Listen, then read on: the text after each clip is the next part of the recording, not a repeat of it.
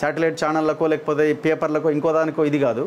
అదే సమయంలో మీరు గుర్తించాల్సింది ఏంటి, అవతల వైపు నుంచి ప్రభుత్వం కానీ పత్రికలు కానీ ఈ శాటిలైట్ ఛానల్స్ కానీ యువతల వాడిని తక్కువ చేసి చూడడం మానాలి. సో అది గుర్తించి మమ్మల్ని కూడా గుర్తించి ముందుకు తీసుకెళ్తే మీకు ఒక ఇది ఉంటుంది.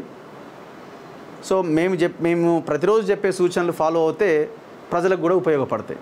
అందుకే నేను చెప్తున్నా ముందు నుంచి మా వైపు నుంచి జరిగే తప్పులను కూడా మేము ఎట్లా కంట్రోల్ చేసుకొని ముందుకెళ్ళాలన్న దాని విషయంలో కూడా మా ఎజెండాలో మేము పెట్టుకున్నాం. ఖచ్చితంగా అది ఉంటుంది.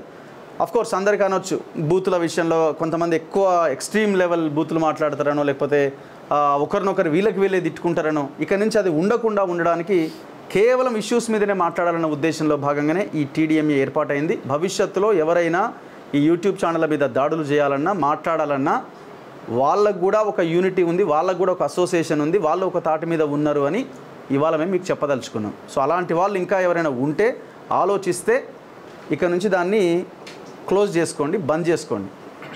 మేము యూనిటీగా ఉన్నామని మేము చెప్పదలుచుకున్నాం. Thank you very much.